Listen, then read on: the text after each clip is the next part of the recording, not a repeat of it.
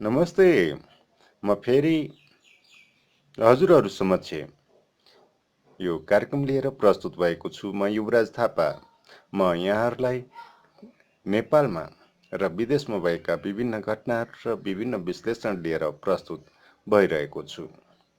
कृपया यस कार्यक्रम like subscribe गरिदिएको खण्डमा तपाईँहरूको लाइक सब्स्क्राइबसँगै मेरो हौसला पनि बढेर जाने थियो र केही कमेन्ट भए कमेन्ट बक्समा हाल्न नबिर्सनुहोला र सेयर गरी अनेक अरू साथीहरूलाई पनि जानकारी दिन अनुरोध गर्दछु।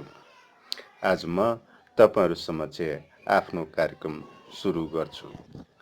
नेपालमा कोभिड-19 बाट एकजना महिलाको मृत्यु भएको छ। उक्त महिला सिन्धुपाल्चोक निवासी रहेको कुरा जानकारीमा आएको छ। उहाँले बच्चा जन्माउने क्रममा बच्चा जन्माइसकेपछि उहाँको मृत्यु भएको थियो र उहाँ बसेका क्षेत्रहरू र सम्पर्कमा रहेका मानिसहरू सबै ठाउँमा यो कोभिड-19 परीक्षण तीव्र पारिएको छ। साथै नेपालमा अहिलेसम्म कोभिड-19 को बिरामी 291 पुगेको छ। यसमध्ये धेरैजसो तराई क्षेत्रमा रहेको छ। केही काठमाडौँमा पनि देखिएको छ र यसले गर्दा लकडाउनको स्थिति अझै लम्बिन सक्ने सम्भावना देखिएको छ। सायद सरकारले छिट्टै लकडाउन अवधि थप 15 दिन बढाउने निश्चित भएको छ। सिन्धुपाल्चोकमै कन्टेनरमा बन्द गरी ल्याइएका भारतीय 50 जनालाई गिरफ्तार गरिएको छ। उनीहरू के उद्देश्यले नेपाल आएका थिए र उनीहरू कहाँ जान लागेका थिए यो उनीहरूलाई पक्राउ गरी शोध अनुसन्धान गर्ने काम भइरहेको छ। उनीहरूलाई यहाँ बन्द गरेर राख्ने कि उनीहरूलाई फेरि जहाँबाट आएका थिए त्यतैतिर फिर्ता गरिदिने त्यस विषयमा अझैसम्म निर्णय लिइसकेको छैन। नेपालले आफ्नो विभिन्न देशमा फँसेका आफ्ना नागरिकहरूलाई ल्याउने प्रक्रिया सुरु गरेको छ। अब बिस्तारै विभिन्न देशमा फँसेका आफ्ना नागरिकहरूलाई सुरक्षित देशमा भित्र्याउनको लागि आवश्यक प्रक्रियाहरू सुरु गर्ने जनाएको छ। सरकारी नीति तथा कार्यक्रम घोषणा गर्दै राष्ट्रपति विद्यादेवी भण्डारीले कालापानी लिम्पियाधुरा लिपुलेक आफ्नो नक्साभित्र रहने गरी नक्सा घोषणा गर्नको लागि कार्यक्रम मार्फत प्रस्तुत गरेकी छिन् र यस कार्यक्रम सँगै राज्यका विभिन्न मन्त्रीहरू र प्रधानमन्त्रीले समेत त्यो नक्सा कायम गर्ने मात्रै होइन, त्यो क्षेत्रलाई आफ्नो अधीनमा ल्याउनको लागि कुनै पनि हरकतबाट कुनै पनि प्रक्रियाबाट अघि बढाउने जनाएका छन्। प्रमुख तरिका भनेको कूटनीतिक तरिका हुने जनाएका छन्। साथै विज्ञहरूका अनुसार कालापानी लिम्पियाधुराबाट जुन बाटो भारतले अहिले खनेको छ त्यो भारतमा कैलाश मानसरोवर जानको लागि भनेर तीर्थयात्रीका लागि भनेर भनिएको भए पनि तीर्थयात्रीहरूको लागि भन्दा पनि फौजी संगठन प्रयोगको लागि बढी हुन सक्ने र उद्देश्य त्यो हुन सक्ने जनाइएको छ। जसले गर्दा चीन भारत लामो शक्ति प्रतिस्पर्धीहरू यसरी हाम्रो सीमा नजिक र सीमा भित्रबाट जाँदा वा हाम्रो त्रिदेशीय सम्बन्धमा असर पर्न सक्ने, त्रिदेशीय सुरक्षामा असर पर्न सक्ने त्यो खनिएको बाटो चीनले पनि प्रयोग गर्न सक्ने र भारतले पनि प्रयोग गर्न सक्ने अवस्थामा त्यहाँ ठुलो शान्ति समस्या आउन सक्ने र यसमा भारतको त्यो बाटो खन्नु एउटा सैनिक उद्देश्य प्रमुख रहेको विभिन्न विज्ञहरू जस्तै नारायणमान बिजुच्छे समेतले जनाउनु भएको छ। सो विषयमा यसभन्दा अघिका कार्यक्रमहरूमा मैले पनि पहिल्यै भनेको थिएँ कि त्यहाँ बाटो खनिसकेपछि त्यहाँ सैनिक उपस्थिति पनि बढ्नेछ र सैनिक सामग्रीहरू ओसार पसार पनि गर्नेछ। यस र सैनिक बल पनि ओसार पसार हुनेछ, जसले त्रिदेशीय सुरक्षामा ठूलो समस्या आउनेछ। तसर्थ नेपालले तत्काल त्यो क्षेत्रलाई आफ्नो नियन्त्रण कायम गरी त्यो क्षेत्रमा बाटो बन्द गर्नु नै उपयुक्त हुन्छ। भारतमा कोरोना भाइरसको समस्या सजिलै सकिनेवाला छैन। भारतमा अहिलेसम्म 85,000 भन्दा बेसी कोरोना भाइरस पीडित भइसकेका छन्। यसरी बढिरहेको कोरोना भाइरस सँगै भएको लकडाउनले त्यसको बढ्ने प्रक्रिया ढिलो हुँदै गए पनि त्यहाँ अहिले जुन मजदुरहरू एउटा प्रदेशबाट अर्को प्रदेशमा महिनौसम्म हिँडेर गएका छन् र उनीहरूको बस्ने तरिकाहरू जति अव्यवस्थित हुँदै गएको छ, त्यो अव्यवस्थित बसोबाससँग एक ठाउँबाट अर्को ठाउँमा कोरोना भाइरस सजिलै पुग्न सक्ने सम्भावना बढेर गएको छ। यसमा भारत सरकारले कुनै पनि ध्यान नपुर्याएको देखिन जान्छ। साथै त्यो मजदुरहरूको एक ठाउँबाट अर्को जाने काममा हाम्रो देशबाट त्यहाँ मजदुरी गर्न गएका र काम गर्न गएका मानिसहरू पनि नेपाल फर्किने क्रममा संक्रमित भएर फर्किन सक्ने सम्भावना धेरै बढी हुन गएको छ।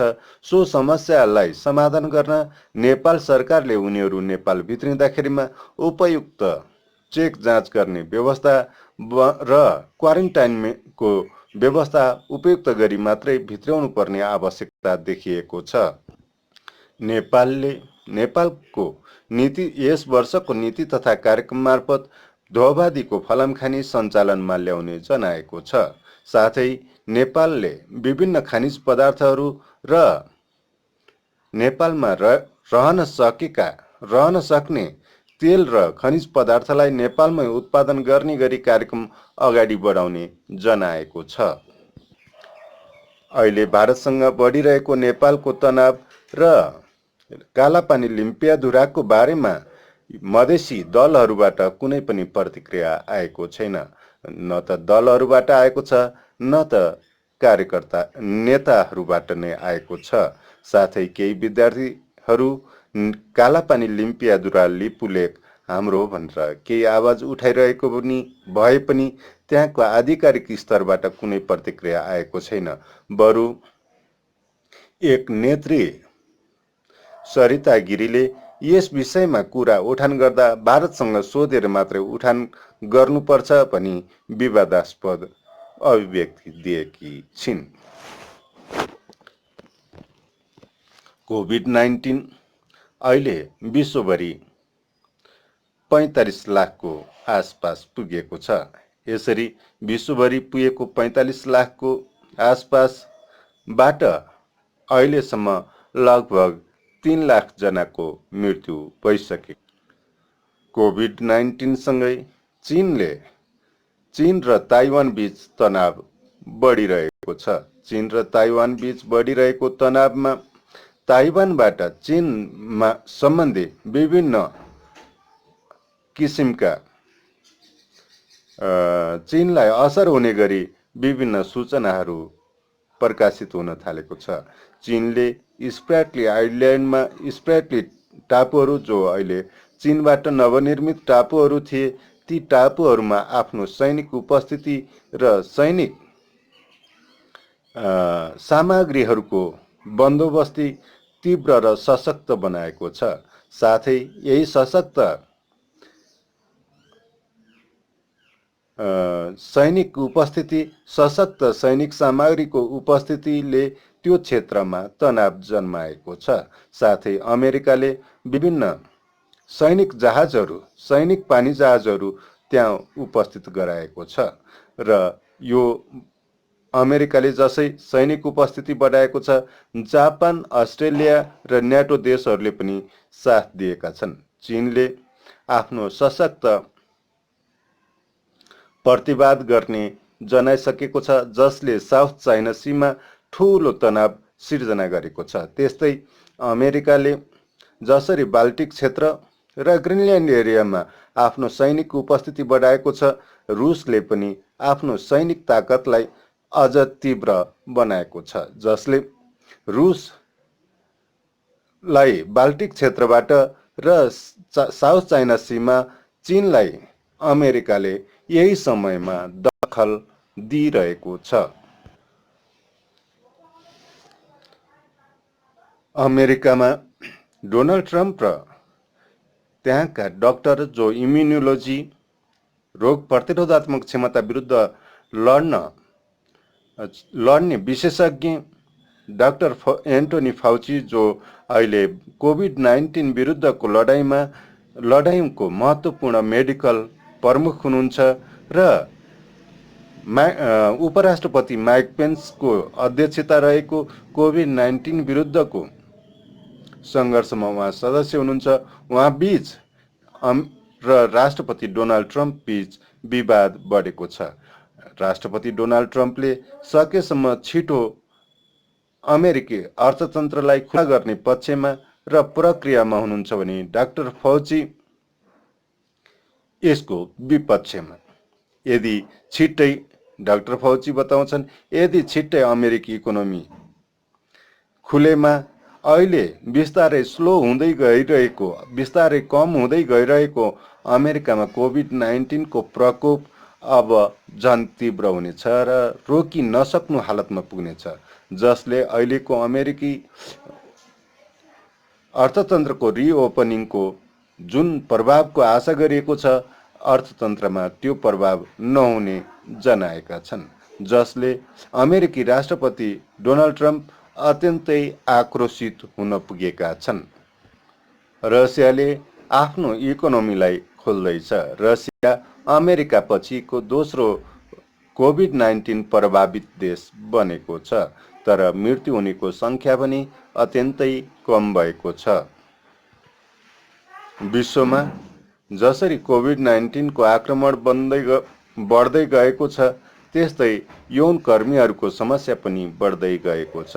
बीबीसीले जनाए अनुसार नेदरल्यान्ड्स र युरोपका विभिन्न देशहरूमा विभिन्न अरू मान्छेहरू सबैजनाले त्यहाँ सरकारबाट पाउने राहत र सुविधाहरू पाए पनि त्यहाँका यौन कर्मीहरू भने कहीँबाट सेवा सुविधा पाएको देखिँदैन। उनीहरू मात्र अझै पनि यौन धन्दामा यौन ग्राहकहरू खोज्दै हिँड्नु परेको जनाएका छन्, जसले युरोपियन बजारमा यौन धन्दा मार्फत कोभिड-19 को विस्तार बढी हुन सक्ने हो कि भनी आकलन गर्न थालिएको छ।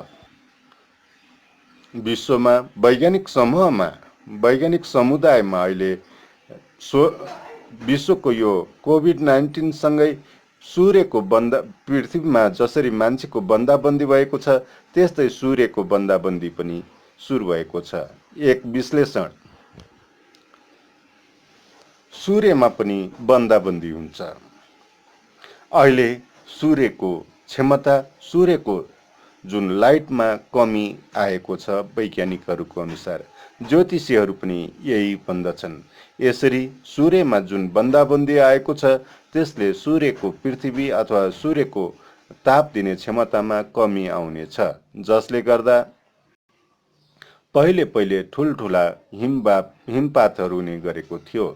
जुन हिमवर्षाहरूले पृथ्वीको तापक्रमलाई कम गराएको थियो। यसपालि पनि जति तापक्रम पृथ्वीको यो समयमा विभिन्न ठाउँमा हुनुपर्ने हो त्यो भन्दा कम रहेको जनाइएको छ। यो बेलामा ज्योतिषीहरूका अनुसार विभिन्न महामारी, प्राकृतिक प्रकोप बढ्नेछ। सोही अनुसार उनीहरूको व्याख्याको अनुसार अहिले बेमौसमी वर्षाहरू, विभिन्न ठाउँमा आएका सुनामीहरू र दिल्ली जस्तो ठाउँमा 7-8 पटक भूकम्प जाने, नेपालमा र विभिन्न ठाउँमा भूकम्प जाने यो हुन पुगेको छ। जसरी सम्म ठाउँ भारतको दिल्लीमा भूकम्प जानु यसैलाई अर्थ्याएर हेरिएको छ। साथै अहिले जुन बेमौसम वर्षा भइरहेको छ र हिमालयमा बेमौसम हिमपातहरू भइरहेको छ, यसलाई पनि ज्योतिषीहरू र वैज्ञानिकहरूले एक ढङ्गले व्याख्या गर्नुपर्ने र बुझ्न पर्ने जनाएका छन्। हुन त वैज्ञानिकहरू यसलाई नियमित प्रक्रिया भनेर पनि भन्ने गरेका छन्। ज्योतिषीहरूले पनि यसलाई विभिन्न बेग्लै ढङ्गले यो सूर्य बन्दाबन्दी अथवा सोलर मिनिमा, यसलाई अङ्ग्रेजीमा सोलर मिनिमा भनिन्छ र नेपालीमा सूर्य बन्दाबन्दी। यसरी सूर्य बन्दाबन्दीको समयमा भएको यो कोभिड-19 प्रकोप पनि यो सूर्य बन्दाबन्दी यो को समयमा भएको ज्योतिषीय व्याख्या छ।